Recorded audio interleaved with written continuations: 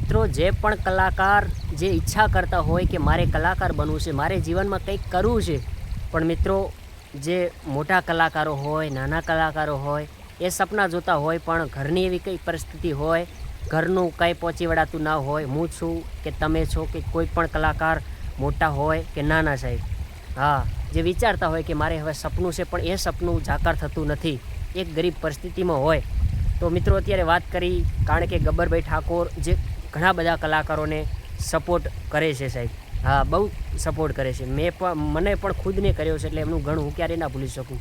કારણ કે જે ગબ્બરભાઈના સ્ટુડિયોમાં જાઓ એટલે કાયદેસર ફેમસ થઈ જાઓ તમે, પણ એનું કારણ કે આપણું સાચું હૃદય હોય, આપણે સાચા દિલથી એમને પ્રેમ કરતા હોઈએ. બાકી તમે માથલા મને તમે પાછળથી અવરું વિચારતા હોય અને આગળ સારું સારું બોલતા હોય તો એ ભાઈ ક્યારેય ફેમસ થવાના નથી. પણ હંમેશા માટે પ્રેમ રાખો.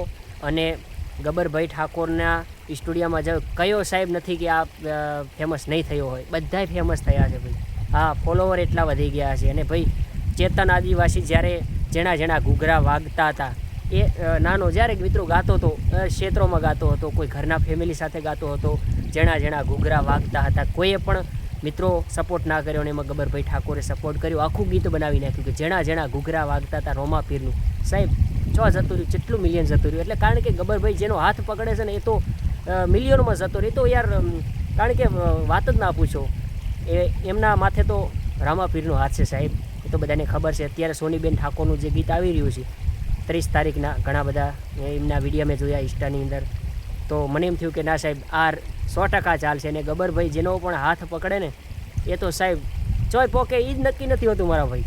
હા, ને ભાઈ આપણને સપોર્ટ કર્યો છે. મને પણ ખુદને કીધું હતું સાહેબ, આજે હું એ રિયલ વાત કરવા માગું છું. કારણ કે મને ખુદને કીધું હતું કે બહાદુર તારા 1.5 મહિના અંદર, હું જ્યારે એમને મળ્યો ત્યારે મારે 50,000 જેવા ફોલોવર હતા. ત્યારે એમને મળ્યો ત્યારે એમને મને કીધું હતું કે બહાદુર તારા 1.5 મહિનાની અંદર 1 લાખ ફોલોવર થઈ જશે. અને મિત્રો થઈ ગયા. હા, એમના કહેવા પ્રમાણે આપણે ચાલ્યા છીએ અને રીલ બનાવતા ગયા. પણ એક એવું છે કે હું, કારણ કે ઘરની ફેમિલી સાથે હું કામ કરતો હોઉં છું ને આપણી રોજીરોટી કામ છે તો બધું છે, કામ તો કરવું પડતું હોય સાહેબ.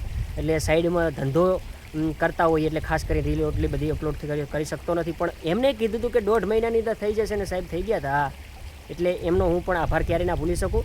તો તમારું કેવું શું થાય છે કમેન્ટ કરી દેજો. અને આ સોનીબેન ઠાકોરનું જે ગીત આવી રહ્યું છે તો તમને કેવું લાગે છે મિત્રો? મને એવું લાગે છે કે સાલું બૂમ પડાવશે હો. હા હા, એ તો વન વે ચાલશે યાર. કારણ કે જે ઇન્સ્ટાની અંદર મિલિયન વ્યૂઝ, મિલિયન 2 મિલિયન આવ્યું છે. અને જે લોકો સપોર્ટ કરી છે, ગબ્બરભાઈએ કીધું કે 20,000, કારણ કે કમેન્ટ હોવી જોઈએ. એના બદલે અત્યારે તો કોણ 50,000 પહોંચવા આવી છે બોલો કમેન્ટો. એટલે એ બધાનો સપોર્ટ છે. અને એ ગીત યાર વન વે ના ચાલે તો નકામી વાત છે પહેલું. એટલે મને વિશ્વાસ છે. અને પાસે તો એમના નસીબ, એમના કિસ્મત. તમારું કેવું શું થાય છે કમેન્ટ કરી દેજો. જય માતાજી, જય મા મેરડી.